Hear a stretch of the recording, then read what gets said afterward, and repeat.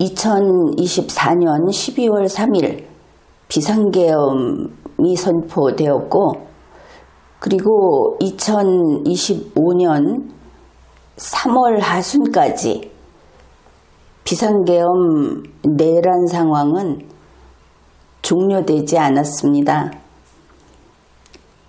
그럼에도 불구하고 대한민국은 헌법주의 국가이고 법치주의 국가입니다. 이것이 어떤 의미가 있는가 하면, 대통령이 비상계엄으로 내란을 저지르는 경우에도 그 출발점에는 반드시 법령의 근거를 두고 있다 하는 것입니다. 그것이 없이는 내란도 저지르지 못하는 것이 21세기 대한민국인 것이죠.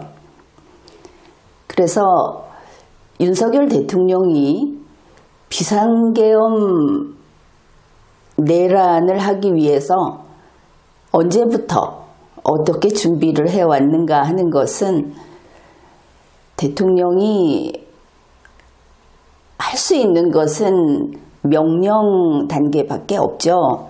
그러니 명령 이하의 것들을 어떻게 개정을 했는가, 그리고 본인도 자백을 했듯이 법률을 좀 뜻대로 바꿔주면 시원하게 해치울 텐데 그게 안 되니까 법률은 좀 속여가면서 아니면 협조를 얻어서 이렇게 마련을 했던 것을 알 수 있습니다.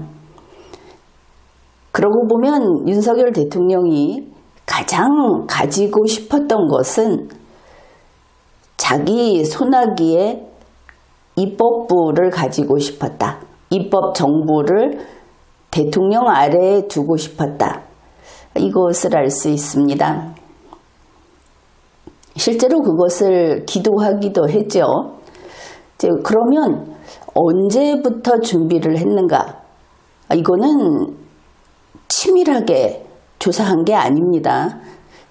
더 치밀하게 하면 조금 더 앞으로, 더 과거로 갈 수도 있다 하는 이야기입니다. 할 의욕이 있고 능력 있는 곳에서는 하면 되겠죠. 우선 대략 잡아보면 2022년 12월 20일입니다. 이때 대통령령 제330845라는 것을 공포하는데, 이 대통령령은 공포 즉시 시행이 됐습니다. 그래서 2022년 12월 20일부터 시행이 된 겁니다. 좀 놀라운 것은 2022년 12월인데 이미 계엄법을 손댔다 하는 것이죠. 계엄이 중요한 도구였다. 계엄은 의도한 것이다. 그것을 알 수 있습니다. 계엄법 시행령 제14조 제1항 2호를 개정을 하면서 여기에서 보상금, 위로금을 지급하는 청구나 신청에 국민의 편의를 증진하기 위해서, 그러니까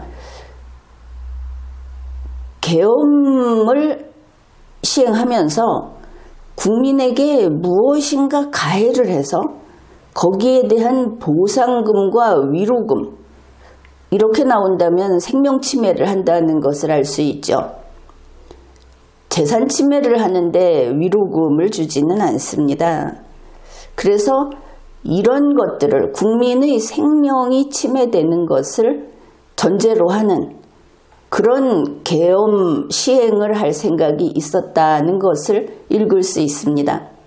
이때 보상금과 위로금을 어디에 청구하느냐 하면은 국방부 장관에게 그 청구서를 제출하도록 이렇게 개정을 했습니다. 계엄을 실시하면 국민의 목숨을 앗아갈 수 있다. 그랬을 때 돈을 주자 하는 것들을 2022년 10월 20일에 넣어놨습니다. 그 다음에 2022년 12월 30일 대통령령 제33183호를 공포합니다. 다른 대통령령입니다.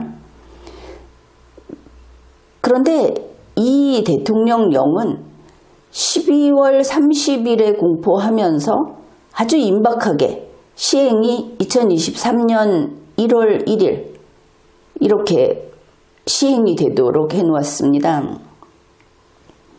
이때 한 것은 신설도 아주 많습니다. 합동참모본부 직제, 다 법률 이하에 있는 것들이죠. 여기서 하는 것은 합동참모본부 직제 제9조, 제9조는 작전본부에 대한 직제 규정입니다. 제9조 제2항에 제4호의 2라는 것을 신설합니다. 4호의 2에서 사실은 제2항을 볼 건데 제1항도 같이 보기로 하죠. 작전본부에 합동참모본부 작전본부에 본부장 1명을 두고 본부장은 장성급 장교로 보한다 이랬습니다. 그러면은 우리가 지금 알고 있는 작전본부, 합동참모본부 작전본부장이 누구냐 하면 이승호 중장입니다. 2024년 4월부터 이승호 중장이 본부장이 됐습니다. 이제 중요한 것은 제2항, 본부장은 다음 각 호의 사항을 분장한다. 이 안에 제4호 밑에 4의 2, 제4호의 2, 여기에 심리전, 정보작전 및 사이버작전, 이 체계를 잘 봐야 합니다. 합참에 작전본부 본부장이 심리전, 정보작전, 사이버작전을 분장한다, 담당한다. 요거를 신설했다는 데 의미가 있습니다. 물론 대적 심리전 이게 가능하지만 우리는 지금 계엄과 관련해서 볼 수밖에 없죠.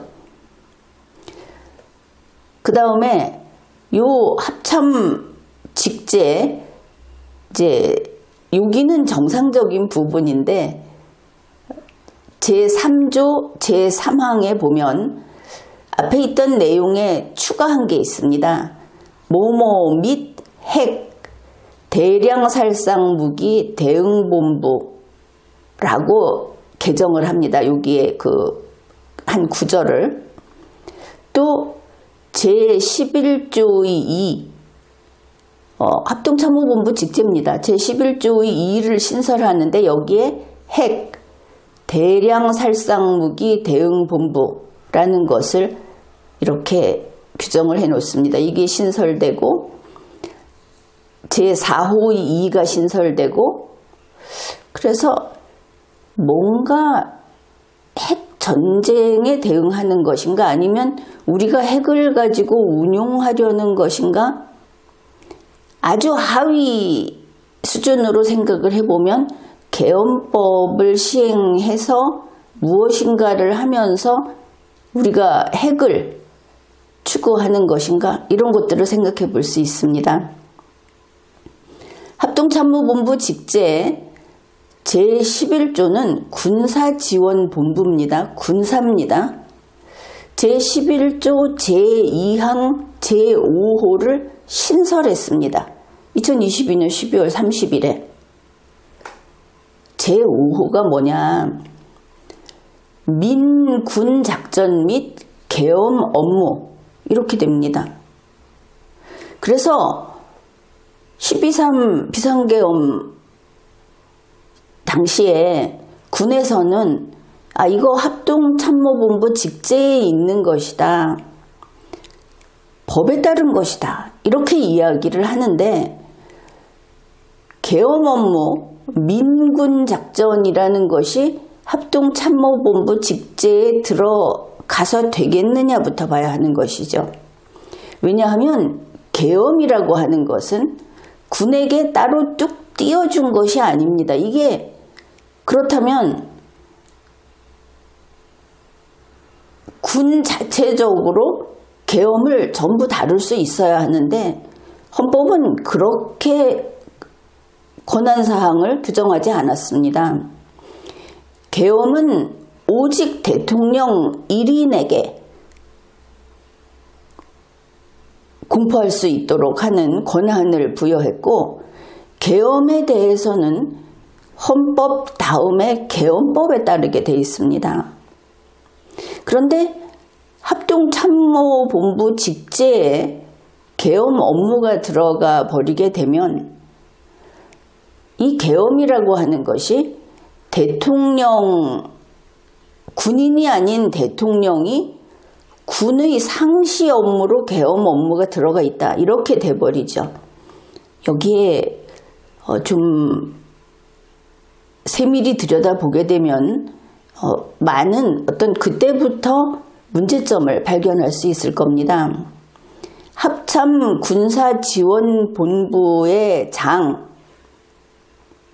본부장은 현재 황선우 중장입니다. 2024년 12월부터.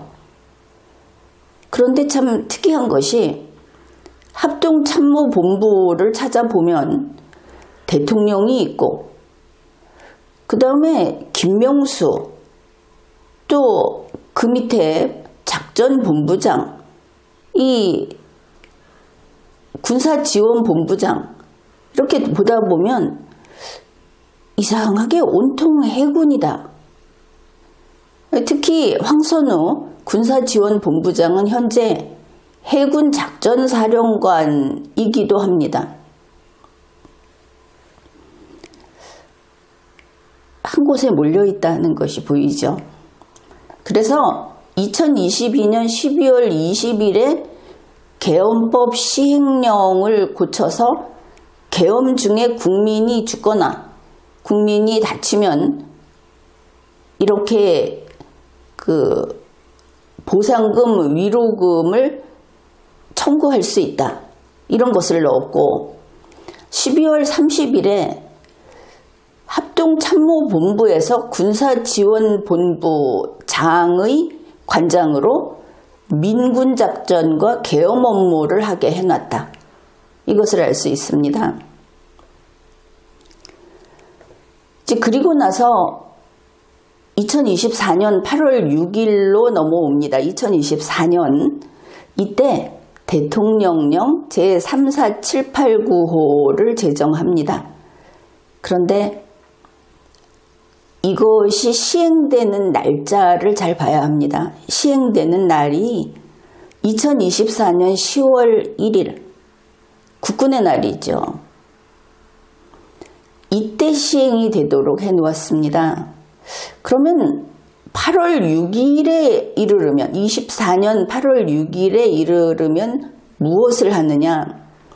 앞에 합동참모본부 직제라고 하는 아주 그 하위 규범에 넣어놨던 3조 3항의 핵 대량살상 무기 대응본부, 제11조에 있던 핵 대량살상 무기 대응본부라는 것을 지워버립니다.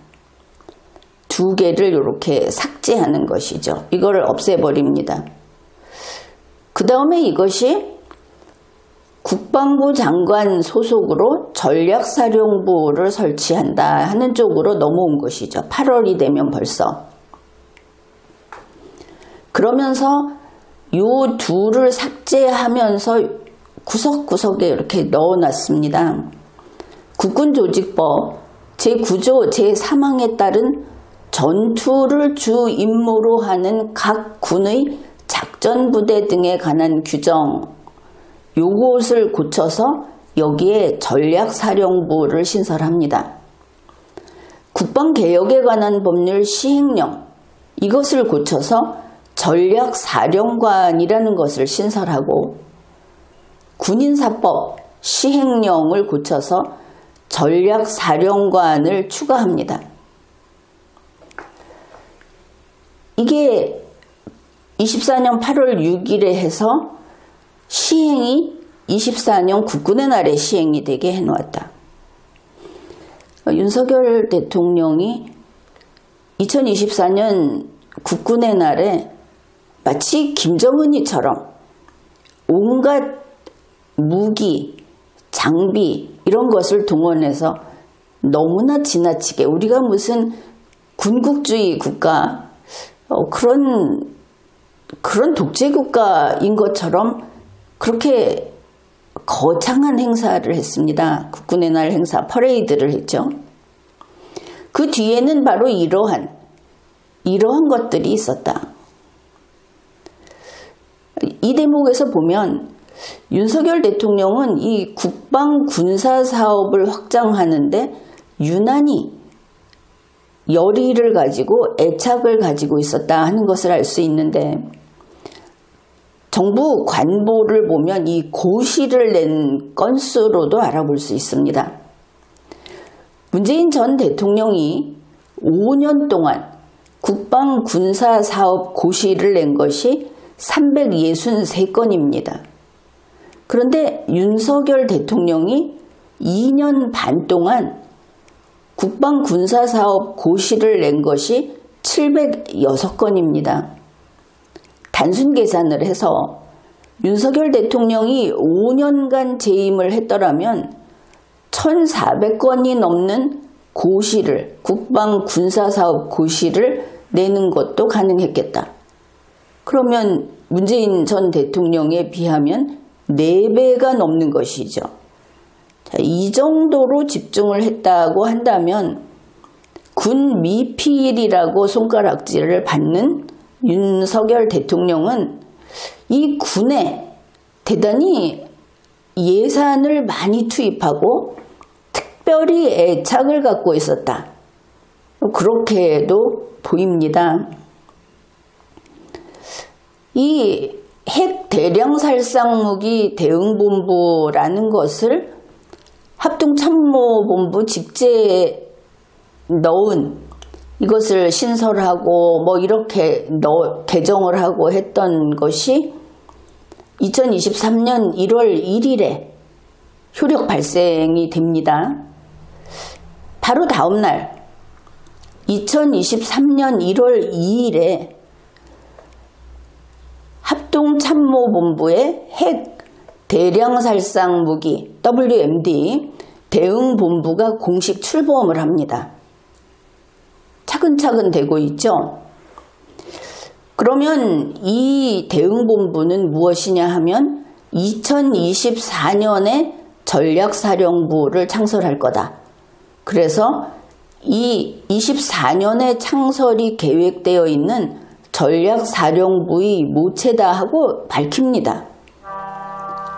2023년 1월 2일에 전략사령부의 모체로서 핵 대량살상무기 대응본부가 출범을 하고, 그리고 2024년 8월 6일에 대통령령으로 전략사령부를 신설하는데, 그것이 2024년 국군의 날에 이 대통령령이 효력을 발생한다. 전략사령부가 이때부터 활동한다. 그것을 알 수 있습니다.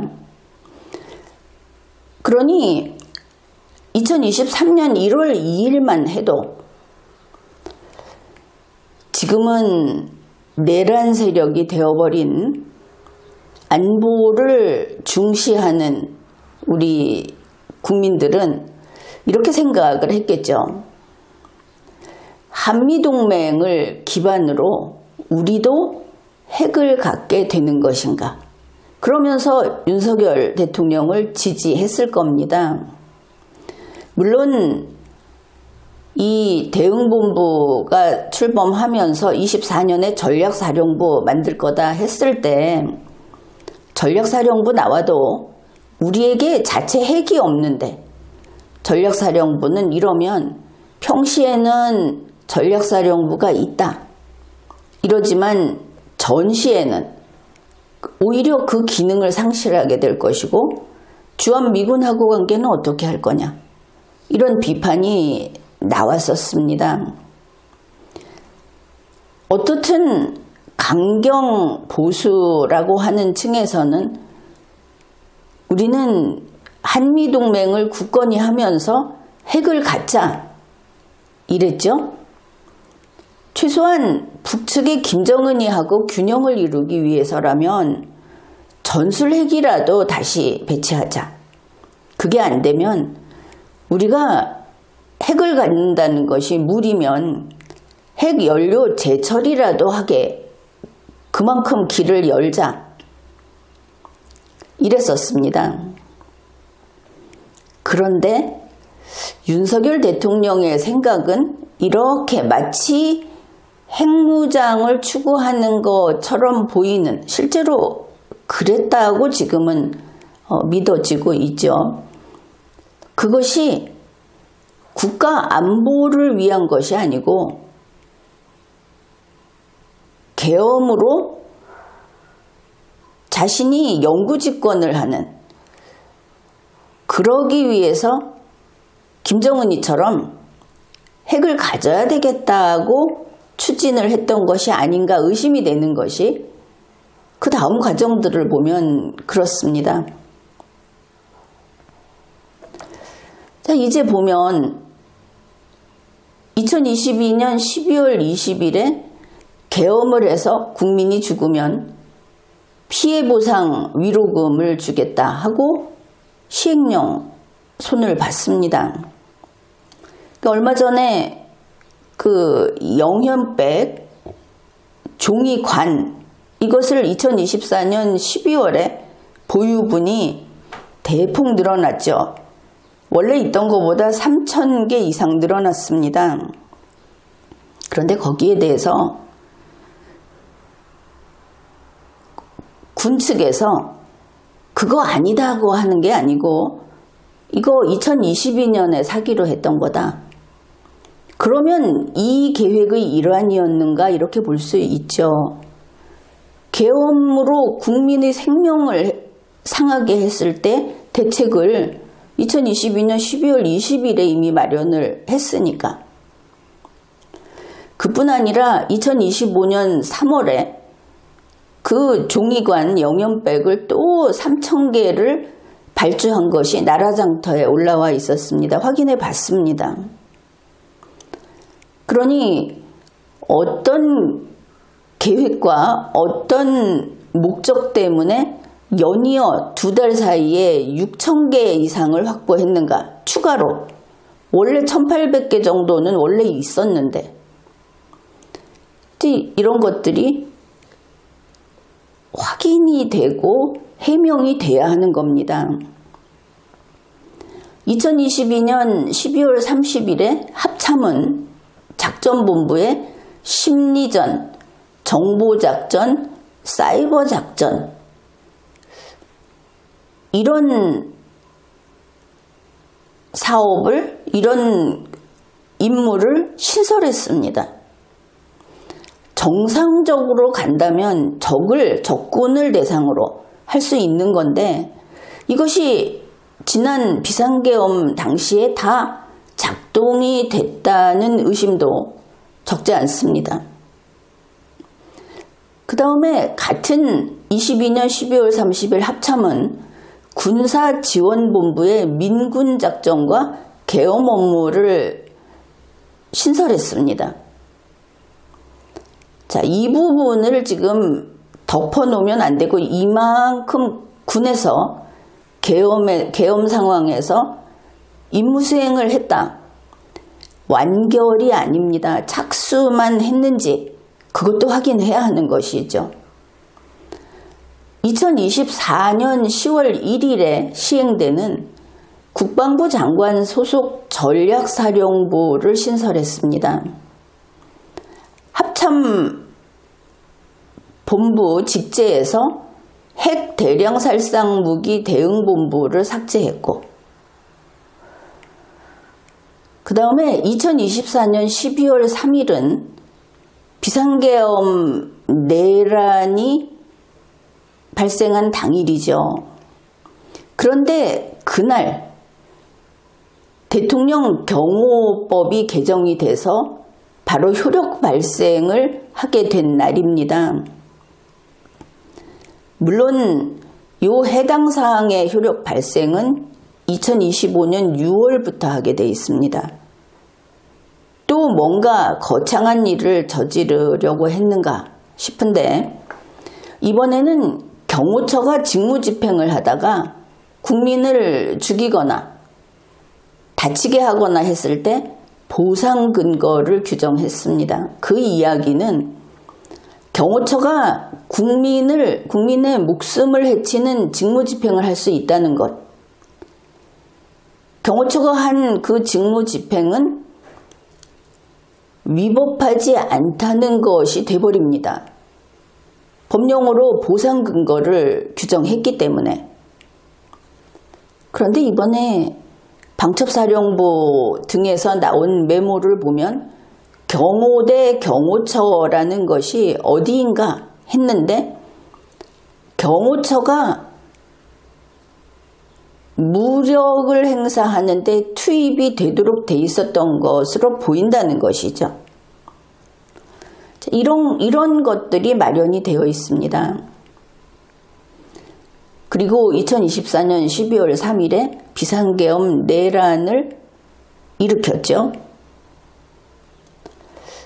윤석열 대통령은 군으로 국가를 완전히 장악하는 계획, 정치 프로그램이 있어야 한다고 말을 했고, 그렇다면 12월 3일 내란 기획서가 있었다는 것을 알 수 있습니다. 지금 내란 세력 측에서는 윤석열 대통령을 비롯한 그 중추에서는 계획이 없었다. 그냥 무작정 갑자기 12월 3일에 했기 때문에 결국 실패했다고 말을 하지만 2022년 12월 20일부터 대통령령을 차근차근 개정하면서 조직을 완비하면서 이렇게 준비해온 것을 알 수 있죠. 그렇다면 12.3 비상계엄 내란은 일단 2022년 12월, 11월 말, 그래서 2022년 4분기 정도는 이미 준비가 그때 시작됐다. 왜냐하면 대통령령이 12월 20일에 공포 시행됐기 때문에 이것을 마련하고 국무회의에서 심의하고 하는 기간도 필요하고 또 이러한 제14조 제1항 2호를 만드는 것도 필요하고 그러니까 그래서 2022년 12월 혹은 11월 정도는 분명하다.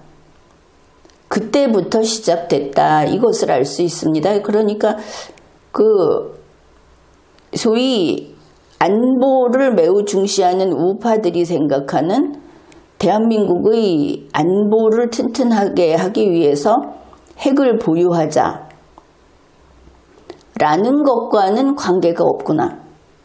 그렇죠? 계엄을 하기 위해서 이런 걸 준비했다. 그러면 이때 그런 이야기를 했습니다. 이러한 군으로 국가를 완전히 장악하는 계획이 있어야 국회를 공격하고 봉쇄하고 그런데 그런 게 있다 했을 때 핵도 가지게 되면 그래 지금과 같은 상황이 된 겁니다. 우리 국민들은 한미동맹은 국권이 지켜야 된다 이랬는데 한미동맹이 쩍 갈라졌습니다. 지금 금이 갔습니다.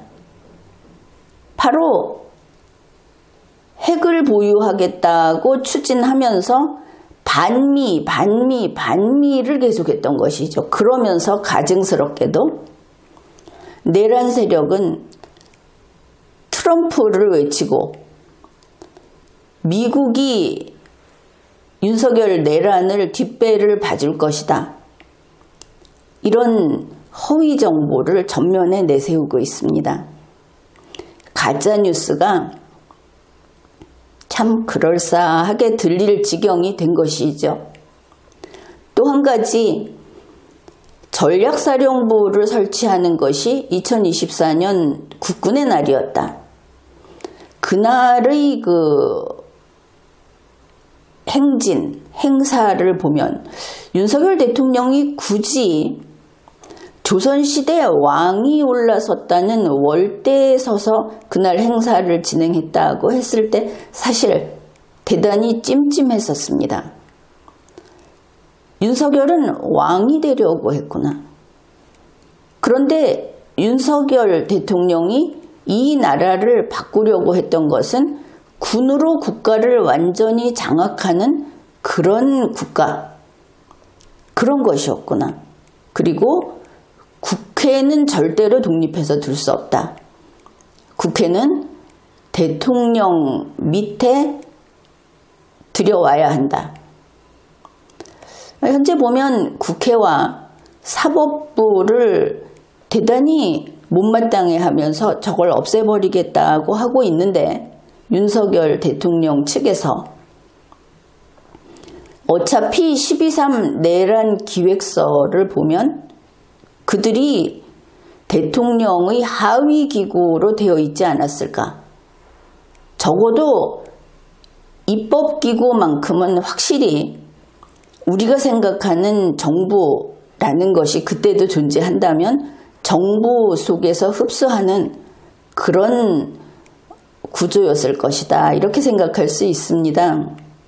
그래, 여기에서 출발한 것은 2022년 11월, 12월이고 비상계엄 내란을 하겠다는 것이, 그 다음에 그 D-Day, 내란을 선포하는 날은 처음에는 2024년 10월 1일 국군의 날이 아니었을까.